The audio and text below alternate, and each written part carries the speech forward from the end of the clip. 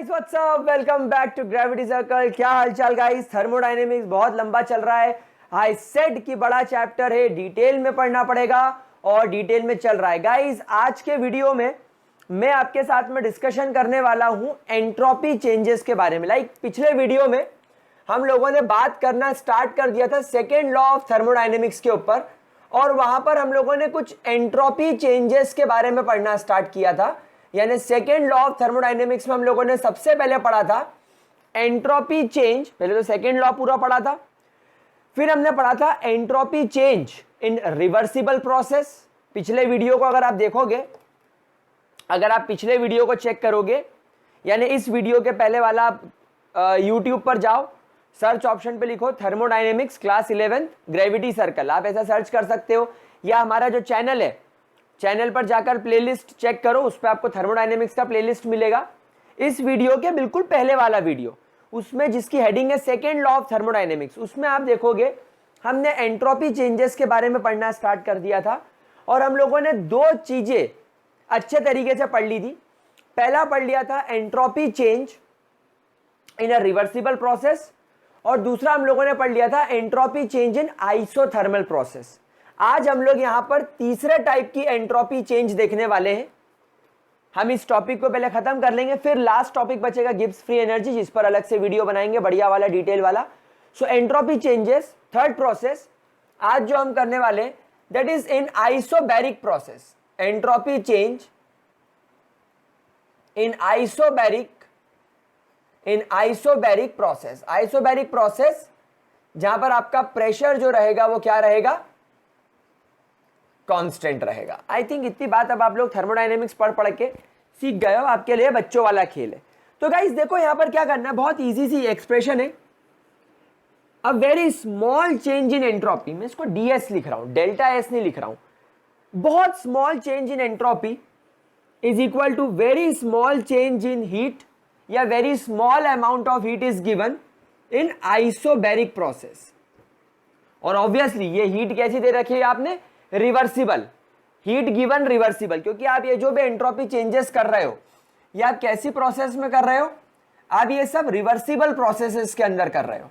मतलब ये जो आइसोबारिक कंडीशन है, इसके पहले जो मैंने आपको आइसोथर्मल कंडीशन सिखाई थी, ये सब कैसी थी, रिवर्सिबल कंडीशन है। तो किसी किसी बुक्स में आपको ये ऐसा भी देखने को मिल सकता है, डी क्यू, इसके नीचे लिखा होगा रिवर्सिबल और इसके आगे लिखा होगा आइसो, या आइसोबैरिक पूरा लिखा हुआ होगा। तो घबराने की जरूरत नहीं है। ये ऐसा कहने का मतलब है इसका कि आप एंट्रोपी चेंज की स्टडी कर रहे हो in reversible process where conditions are isobaric. तो घबराने वाली कोई बात नहीं है, डिवाइडेड बाय टी। भाई ये फॉर्मूला हम लोगों ने शुरू से पढ़ रखा है। नाउ एक फॉर्मूला बनता है delta H is equal to delta U plus P delta V. ये आप लोग शुरू से पढ़ते आए हो, फर्स्ट लॉ ऑफ थर्मोडायनेमिक्स में भी आपने ये पढ़ा था।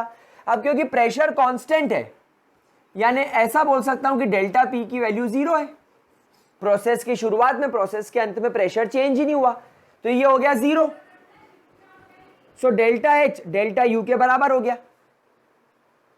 दूसरी बात, हमने ये एक्सप्रेशन भी पढ़ा है that delta U is equal to Q plus W.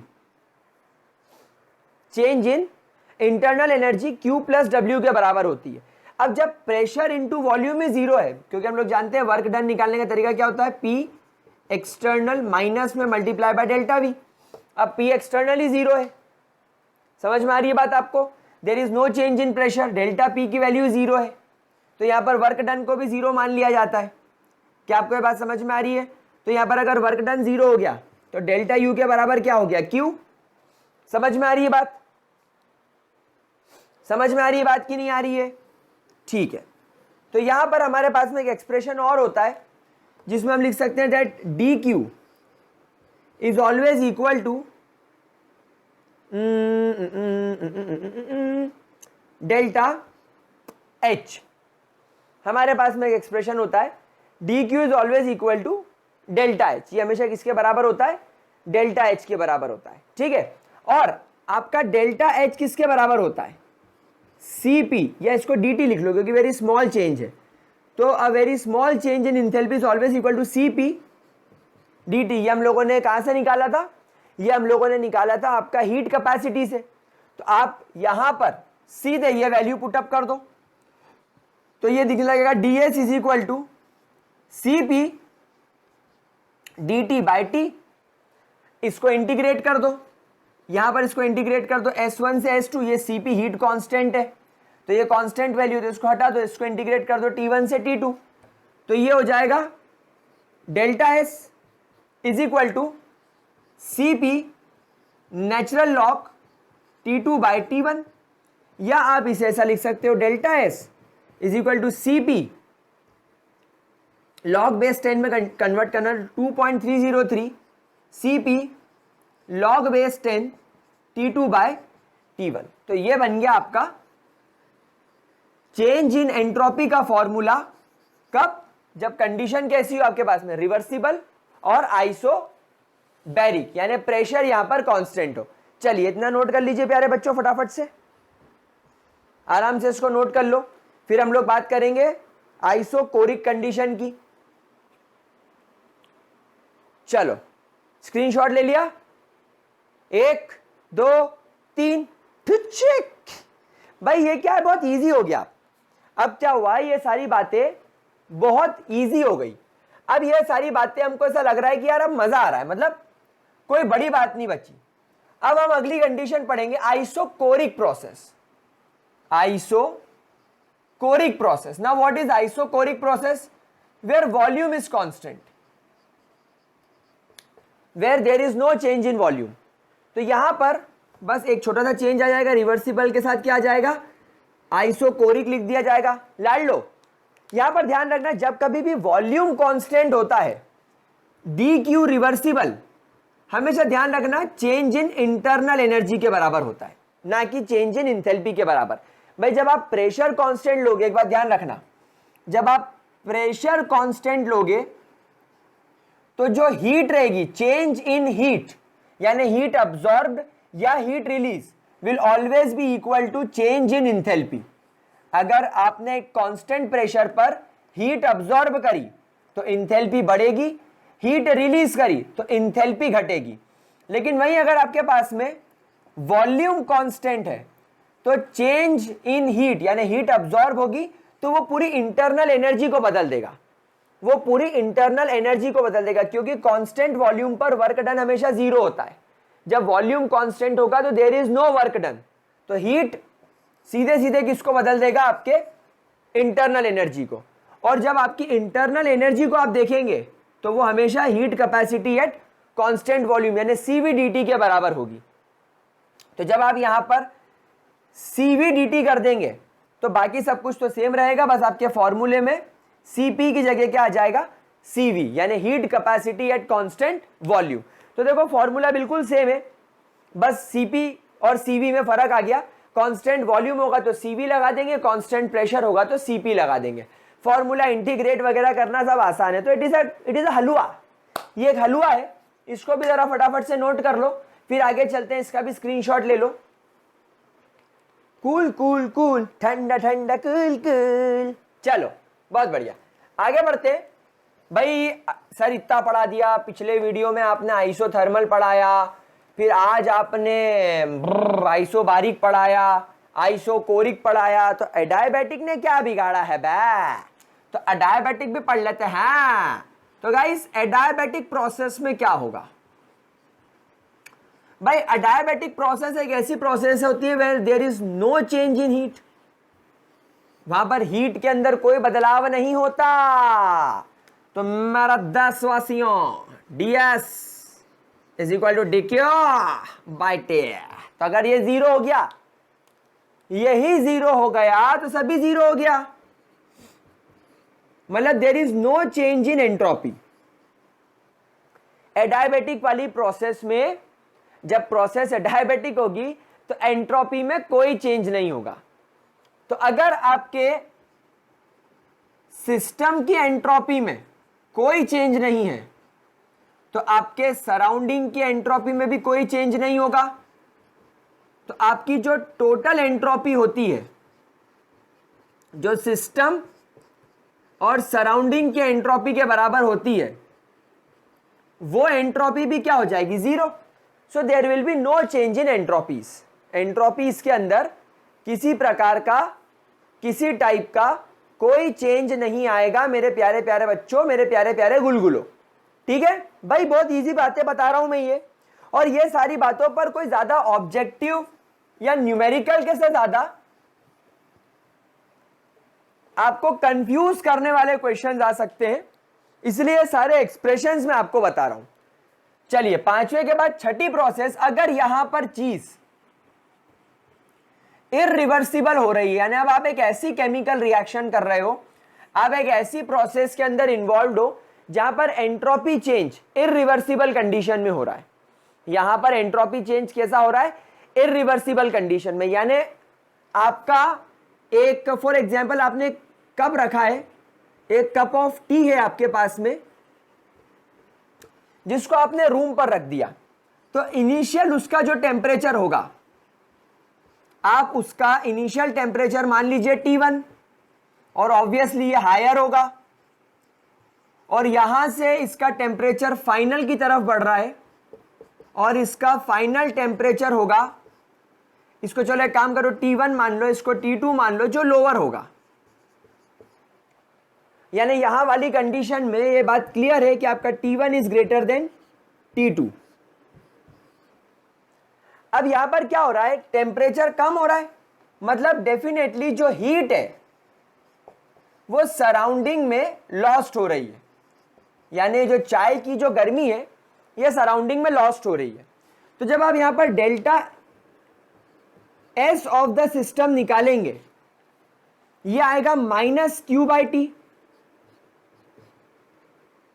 Loss हो रही है ना, हीट सिस्टम से निकल रही है, हीट आपके सिस्टम से निकल रही है, और कहां जा रही है, सराउंडिंग के अंदर, तो सराउंडिंग का हीट प्लस हो जाएगा, लेकिन सराउंडिंग का टेम्परेचर T2 दिखाना पड़ेगा और सिस्टम का टेम्परेचर T1 दिखाना पड़ेगा।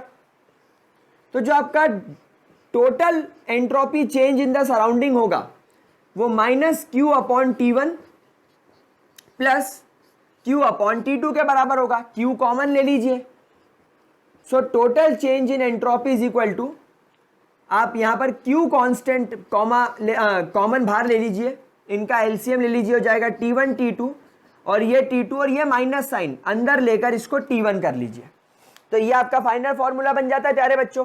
अब आप एक बात खुद देखो, अब आप एक बात खुद देखो, यहां पर फॉर्मूला क्या बन रहा है, -Q/T1 -Q/, अच्छा ओके, एक गड़बड़ी मैंने ये कर दी, माइनस साइन अंदर लिया ना, तो ये T1 - T2 होगा, sorry it will be T1 - T2, sorry मेरा मैथ्स थोड़ा कमजोर है, मेरा देशवासिया। जल्दी से इसको नोट कर लो, इस फॉर्मूले को।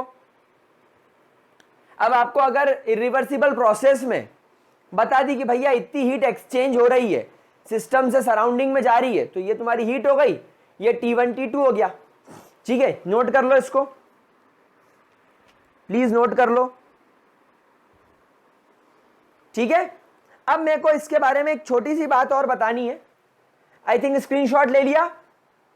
नाउ मैं ये रब कर रहा हूं और मैं इसके बेसिस पर एक बात बताना चाहूंगा। आप देखो T1 T2 से बड़ा है, मतलब T1 की वैल्यू ज्यादा होगी। फॉर एग्जांपल T1 मान लो आप 30, या T1 मान लो आप 100 और T2 मान लो आप 30, तो वैल्यू पॉजिटिव आएगी। सो यहां पर क्योंकि T1 T2 से बड़ा है, जो टोटल चेंज इन एंट्रोपी है उसकी वैल्यू आपको क्या मिलेगी, पॉजिटिव, और ये हमेशा पॉजिटिव होगी, it will always B positive. क्यों? क्योंकि प्रोसेस इरिवर्सिबल है, ये सिर्फ एक ही डायरेक्शन में आगे बढ़ रही है, हायर से लोअर की तरफ जा रही है, और T1 हमेशा हायर होगा। ठंडी चाय गर्म नहीं हो रही है, गर्म चाय ठंडी हो रही है, तो गर्म चाय के प्याले, गर्म चाय हमेशा ज्यादा गर्म रहेगी, और एंट्रोपी पॉजिटिव आ रही है, मतलब जो भी तुम्हारे पास में इरिवर्सिबल प्रोसेस होगी, इट विल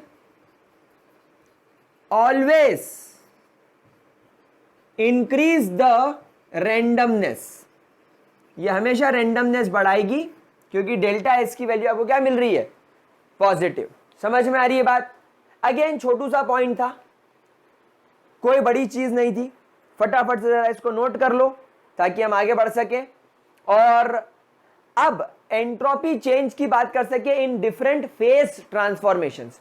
बहुत इंपॉर्टेंट टॉपिक है, बहुत हाईली इंपॉर्टेंट पॉइंट है जेई नीट के हिसाब से, बट पहले इसको जरा नोट करो। ऑल राइट, ओ मेरे गुलजारी लालो, ओ तुम क्या सोच में पड़े हो, ओ कैसे खरबूजे जैसा मुंह बना रखा है, अरे थोड़ा चिल मारो यार, ओ की गल कर रहे हो। चलो तो मेरे प्यारे बच्चों आगे बढ़ते हैं और अब बात करते हैं एक बहुत नए और एक अच्छे और इजीएस्ट टॉपिक के ऊपर जिस पर अगर तुमको क्वेश्चन आ गया तो मजा आ जाना है, दैट इज एंट्रोपी चेंज। क्या बोलिया, क्या बोलिया, मैं बोलिया entropy change during, not in, entropy change during phase transformation, during phase transformation, entropy change during phase transformation. Now guys, what is phase transformation? देखो प्यारे बच्चों, we all know कि आपके पास में जब कभी भी कोई सॉलिड होता है तो it is possible to convert solid into liquid. आप सॉलिड को लिक्विड में कन्वर्ट कर सकते हो, करेक्ट, और आप लिक्विड को उसके वेपर फॉर्म में कन्वर्ट कर सकते हो। नाउ गाइस, सॉलिड का लिक्विड में conversion is called as fusion. Yes, chemistry में सॉलिड के लिक्विड में कन्वर्जन को फ्यूजन बोलते हैं और लिक्विड के गैस में कन्वर्जन को वेपोराइजेशन बोलते हैं, करेक्ट। और एक चीज होती है, जब आपका सॉलिड डायरेक्टली गैस में बदल जाए तो उसको बोलते हैं sublimation.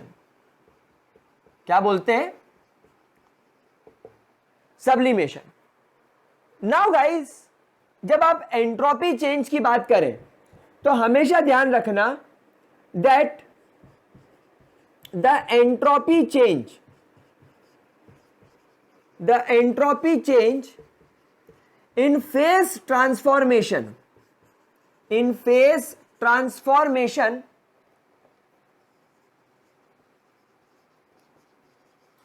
is always equal to the change in enthalpy,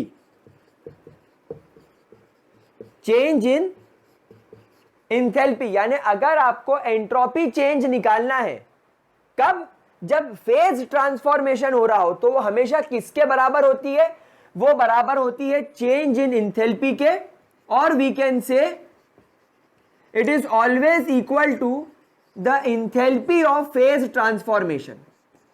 Enthalpy of phase transformation किसके बराबर होती है, enthalpy of phase transformation के, जिसको आप लिखेंगे डेल्टा phase transformation H, हमेशा वो इसके बराबर होता है at a given temperature, तो जैसा आप लोगों ने एंट्रोपी चेंज का फॉर्मूला बनाया था, delta S is equal to delta Q, और क्योंकि ये प्रोसेस रिवर्सिबल होती है भाई, solid liquid, liquid solid reversible होता है, liquid gas, gas liquid reversible होता है, बाय टी। तो यहां पर हम लोगों ने क्या बोला कि जब आप फेज ट्रांसफॉर्मेशन कर रहे हो और ये हमेशा बराबर होता है एंथैल्पी ऑफ फेज ट्रांसफॉर्मेशन के बराबर, तो यहां पर ये फॉर्मूला कुछ ऐसा बन जाएगा, DH/T। समझ में आ रही बात, यानी कि अगर आपको एंट्रोपी चेंज निकालना है और अगर आपके पास में टेम्परेचर दे रखा है कि ये किस टेम्परेचर पर हो रहा है, फॉर एग्जांपल मान लो ये 273 केल्विन पर हो रहा है, तो टेम्परेचर की वैल्यू आ गई। अब बस आपको ये अगर पता चल जाए कि सॉलिड से लिक्विड आने में कितनी इंथैल्पी में चेंज आ रहा है, जैसे मान लो जब सॉलिड था तो सॉलिड की इंथैल्पी थी 23 किलो जूल्स पर मोल, और जब ये लिक्विड में आ गया, तो इसने आने के लिए इंथैल्पी अब्सॉर्ब करी होगी, तो 27 किलो जूल पर मोल। तो प्रोडक्ट में से रिएक्टेंट की माइनस कर दो, तो ये हो जाएगा 27 माइनस 23 यानी कि 4 किलो जूल पर मोल, और ये प्लस में आया यानी रिएक्शन एंडोथर्मिक है, तो ये तुम्हारी डेल्टा एच हो गया। तो बस यहां पर डेल्टा एच रख दो, डिवाइडेड बाय टी कर दो, आपको चेंज इन एंट्रोपी का पता चल जाएगा। बहुत इजी चीज होती है। मैं भी आपको कुछ एग्जांपल्स के साथ इसको सॉल्व करवाता हूं, बट पहले जरा इसको नोट कर लो, जरा नोट कर लो इसको, फिर एक एक करके सभी का फेस ट्रांसफॉर्मेशन पढ़ते हैं। नोट कर लो, 1 2 3। तो खींच इसकी फोटो चलो। Okay okay okay. Pushpa, I hate tears. नहीं, धर्म जी को तो आंसू पसंद है। नहीं बसंती, इन कुत्तों के आगे मत नाचना। नहीं, मैं तो नाचूंगी बसंती। चलो पहला डेल्टा एस यानी change in entropy in fusion. Fusion बोले तो सॉलिड का लिक्विड में बदलना। तो मान लीजिए आपके पास में आइस है और ये आइस कन्वर्ट हो रही है वाटर के अंदर, और ये सब किस पर चल रहा है, 273 केल्विन्स के ऊपर। जब ये प्रोसेस हो रही थी तो जो इनका इंथैल्पी आया, यानी इंथैल्पी ऑफ, ये प्रोसेस को क्या बोल रहे हैं, फ्यूजन। तो जो इंथैल्पी ऑफ फ्यूजन आया, ये आया +6 किलो जूल्स पर मोल। तो अब अगर आपको कोई बोल दे कि मुझे इसका एंट्रोपी चेंज निकालो, तो आप कैसे निकालोगे? मैंने आपको अभी बताया कि यहां पर entropy change is always equal to enthalpy of fusion divided by T. Enthalpy of fusion क्या है, 6, और यहां पर किलो जूल पर मोल को आप एक काम करो, जूल्स पर मोल में कन्वर्ट कर लो। तो 10⁻³ से मल्टीप्लाई हो जाएगा, किलो हट जाएगा, और ये बन जाएगा joules per mole divided by 273 Kelvin's. जब आप इसको पूरा सॉल्व करेंगे तो शायद 21.5 के आसपास कुछ आंसर आना चाहिए। मैं एक बार चेक कर लेता हूं भाई क्या इसका आंसर होगा। हाँ, 21.98, ठीक है, मैंने सही लिखा था। सो 21.98 जूल्स, ये केल्विन पर केल्विन, और ये पर मोल हो जाएगा, जूल्स पर केल्विन पर मोल। और ये आपको यहां पर जो एंट्रोपी चेंज मिला, ये किसका मिला, entropy change of fusion with proper unit. आई बात समझ में? तो ऐसे कैलकुलेशंस आपको आगे फ्यूचर में कभी पॉसिबल हो तो करने पड़ सकते हैं। वैसे बहुत इजी होते हैं। क्या था इसके अंदर, कोई बड़ी बात नहीं थी, बहुत इजीली हो गया, बहुत ज्यादा इजीली हो गया, तो कोई परेशानी वाली बात नहीं है। अच्छा, यहां पर मैंने टेम्परेचर क्यों लिया 273? क्योंकि आइस जब लिक्विड में कन्वर्ट होता है और लिक्विड जब आइस में कन्वर्ट होती है तो ये प्रोसेस 0 डिग्री पर तो चलती है, तो 273 केल्विन लेना पड़ेगा भाई, पड़ेगा ना, बिल्कुल 273 लेकर चलना पड़ेगा, वरना मजा कैसे आएगा। ठीक है, कोई दिक्कत? चलो, इसके बाद सेकेंड चीज अगर मैं आपके साथ में डिस्कस करूं, that is entropy change in vaporisation, या एंट्रोपी चेंज ऑफ वेपोराइजेशन। तो अब यहां पर क्या हो रहा है, तुम्हारा वाटर का वेपोराइजेशन हो रहा है, काय में, उसके वेपर्स में, और उसके लिए थोड़ा ज्यादा एनर्जी की जरूरत लगती है। तो लेट्स से इसको 40.78 किलो जूल्स पर मोल की इंथैल्पी लग रही है। अब यहां पर यह कन्वर्जन 273 पर नहीं, 373 केल्विन पर होगा। हम लोग सब जानते हैं यह प्रोसेस 100 डिग्री सेल्सियस पर होती है, तो हमको ये लिखना पड़ेगा। तो यहां पर एंट्रोपी चेंज किसका हो जाएगा, एंट्रोपी चेंज ऑफ वेपोराइजेशन। यहां पर आपकी वैल्यू चेंज होकर हो जाएगी 40.78 इंटू 10⁻³ जूल्स पर मोल, और ये हो जाएगा 373। जब आप इसको पूरे को सॉल्व करेंगे आपको कुछ वैल्यू 109.7 मिलेगी जूल्स पर केल्विन पर मोल। तो ये हो जाएगा तुम्हारा एंट्रोपी चेंज ऑफ वेपोराइजेशन। आप देखो ज्यादा हाई पॉजिटिव वैल्यू मिली।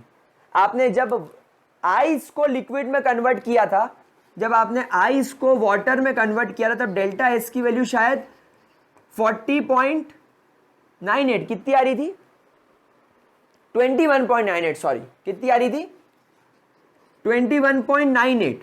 लेकिन जब आपने वाटर को गैस में कन्वर्ट किया, यानी वाटर को वेपर में ले गए, तो डेल्टा एस की वैल्यू प्लस 109.7 आ गई। कितनी ज्यादा हाई है, देख रहे हो? मतलब वेपर्स की रैंडमनेस ज्यादा होती है, वेपर्स की रैंडमनेस बहुत ज्यादा हाई होती है, जो इसकी वैल्यू से हमें क्लियरली दिख रहा है। और प्लस साइन का मतलब क्या है, रैंडमनेस बढ़ गई, यानी कि ये रैंडमनेस कम क्यों है, यानी आइस की वाटर में कन्वर्जन के बाद भी ज्यादा रैंडमनेस नहीं, क्योंकि मॉलिक्यूल पास पास पैक्ड है। लेकिन वेपर के अंदर रैंडमनेस एकदम बढ़ गई, क्यों? क्योंकि भाई साहब गैसेस के पार्टिकल बहुत दूर होते हैं, वैसे ही वो बिखर जाते हैं, तो रैंडमनेस बढ़ गई। नोट करो जरा इसको, हो गया? चलो सुपर, बस लास्ट पॉइंट, एंट्रोपी खत्म, पैसा हजम मिटा दूं? चलो बहुत बढ़िया। तीसरा एंड द लास्ट पॉइंट, तीसरा and the last point is delta S of sublimation. Sublimation, tongue tongue tongue, yes आमा सब्लिमेशन। सब्लिमेशन का मतलब क्या होता है मेरे प्यारे लाडलो, मेरे बकुड़ो? जब तुम्हारा सॉलिड सीधा काय में बदल जाए, अपने वेपर फॉर्म में या अपने गैसियस फॉर्म में, इसको बोलते हैं सब्लिमेशन। तो बस अगर आपको सब्लिमेशन की एंट्रोपी चेंज की वैल्यू चाहिए, तो आपको यहां पर इंथैल्पी ऑफ सब्लिमेशन चाहिए होगी डिवाइडेड बाय टी। बस इस फॉर्मूले से सॉल्व कर लेना, क्या दिक्कत है? तो गाइस देखो आप लोग कितना इजी तरीके से हमने एंट्रोपी चेंजेस के बारे में पढ़ा। अब गाइस हमारा एंट्रोपी का सेकेंड लॉ ऑफ थर्मोडायनेमिक्स का, स्पॉन्टेनिटी का ये वाला पार्ट कंप्लीट होता है। मैं एक बार फिर आपसे पूरी बात करता हूं। मैंने आपको पढ़ाना शुरू किया फर्स्ट लॉ ऑफ थर्मोडायनेमिक्स वगैरह कंप्लीट करने के बाद रैंडमनेस। मैंने आपको सबसे पहले सिखाया रैंडमनेस क्या होती है, स्पॉन्टेनियस रिएक्शन क्या होती है। और स्पॉन्टेनियस रिएक्शन में हमने पढ़ा कि एक स्पॉन्टेनियस रिएक्शन अपने आप होने वाली रिएक्शन होती है, जो दो मेजर कारणों की वजह से अभी तक हम लोगों ने सीखा। पहला कारण इंथैल्पी को घटाना, यानी दुनिया में होने वाली वो रिएक्शंस, वो प्रोसेस जो अपने आप चल जाए, जो अपने आप आगे बढ़ जाए। वो अपने आप क्यों बढ़ जाती? क्योंकि उनको अपनी हायर इंथैल्पी को लोअर करना होता है। कोई भी इंसान हायर एनर्जी के साथ रहेगा, हायर एनर्जी मतलब कि लेस स्टेबिलिटी, तो वो हायर लेवल से लोअर लेवल पर आएगा ताकि उसकी एनर्जी कम हो जाए, ताकि उसकी स्टेबिलिटी बढ़ जाए। पर प्रॉब्लम ये थी, जैसे अभी आप देखो सॉलिड को वेपर में कन्वर्ट होना है, इसके लिए सॉलिड को एनर्जी अब्सॉर्ब करनी पड़ेगी। देखो डेल्टा सब्लिमेशन H मैंने यहां पर पॉजिटिव लिखा है, नेगेटिव नहीं, मतलब इसने हीट अब्सॉर्ब करी, इसने इंथैल्पी अब्सॉर्ब करी, इसने एनर्जी अब्सॉर्ब करी, तब ये वेपर फॉर्म में हुआ। आपके रूम में अगर आपने कैम्फर रखा है या वो ओडोनिल जो टॉयलेट के अंदर हम लोग लगाते हैं, रूम फ्रेशनर, आप देखते हो वो सॉलिड खरीद के लाते हो, लेकिन कुछ दिन बाद वो गायब हो जाता है अपने आप। वो अपने आप सॉलिड से सब्लिमेट होकर वेपर फॉर्म में कन्वर्ट हो जाता है, पूरे रूम में, पूरे बाथरूम में एक अच्छा अरोमा बना के रखता है, एक अच्छी खुशबू बना के रखता है।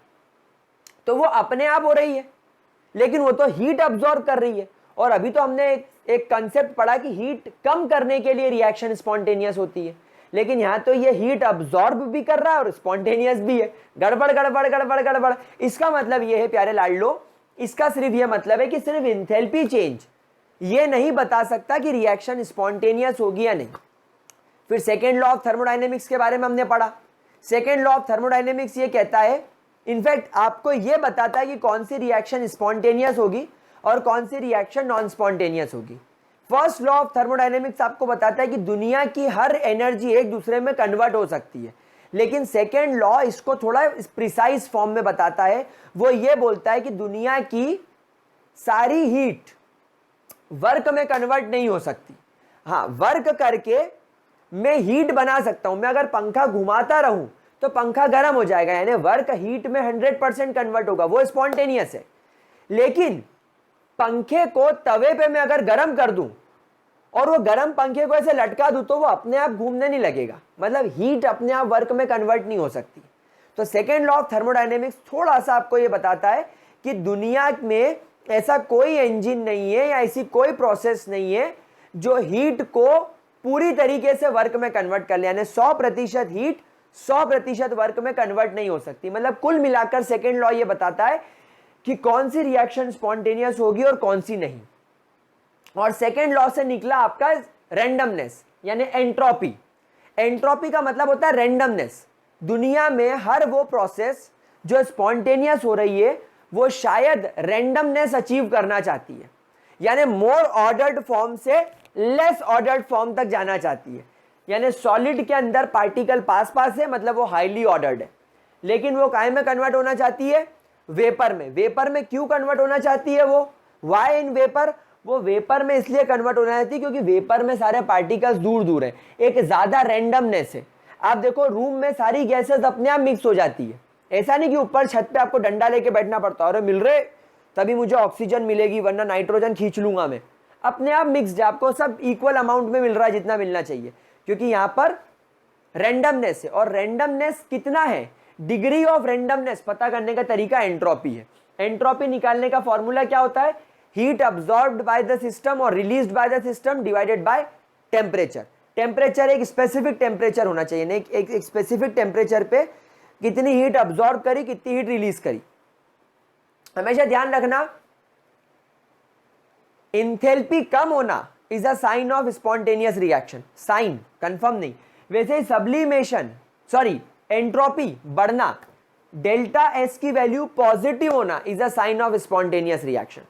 अगर एंट्रोपी बढ़ रही है, रैंडमनेस बढ़ रही है तो रिएक्शन स्पॉन्टेनियस है, अगर रैंडमनेस घट रही है तो रिएक्शन स्पॉन्टेनियस नहीं है। लेकिन ये दोनों फंडे मिलकर भी आपको श्योरली ये नहीं बता पाएंगे कि कौन सी रिएक्शन स्पॉन्टेनियस है या कौन सी नहीं। तो गाइस, अब हम लोग जो रेगुलर लाइफ में जो केमिकल रिएक्शंस के साथ डील करते हैं, कैसे? या तो ओपन सिस्टम में कर रहे हो तो ओपन सिस्टम में तो रैंडमनेस भी बढ़ेगी और इंथैल्पी भी घटेगी, यानी अब तो दोनों फैक्टर साथ में काम करने लग गए। आप चाय बना रहे हो, आपने चाय बनाई तो चाय में से वेपर उड़ रहे हैं, हीट भी ऊपर उड़ रही है और रैंडमनेस भी बढ़ रही है। और जब चाय को कप में छान लिया तो उसकी हीट लॉस्ट हो रही है, रैंडमनेस भी बढ़ रही है। तो यहां पर क्या होता है, ऐसी कई केमिकल रिएक्शन लेबोरेटरी लेवल पर होती है जिसमें इंथैल्पी भी चेंज हो रही होती है और एंट्रोपी भी। तो कैसे पता लगाएं कि रिएक्शन स्पॉन्टेनियस होगी या नहीं? तो उसके लिए हम एक नई चीज सीखेंगे जिसको बोलते हैं गिब्स फ्री एनर्जी, जिसके बारे में बात हम अगले वीडियो में करेंगे। तो आज के वीडियो को लाइक करना, दोस्तों के साथ शेयर करना, चैनल को सब्सक्राइब करना। हमारा दूसरा चैनल मृत्युंजय पंड्या, उसको भी सब्सक्राइब करना ना भूले। मिलते हैं अगले वीडियो में, तब तक के लिए bye bye, have a great day, sayonara मेरे प्यारे बच्चों। चलिए बाय बाय प्यारे बच्चों।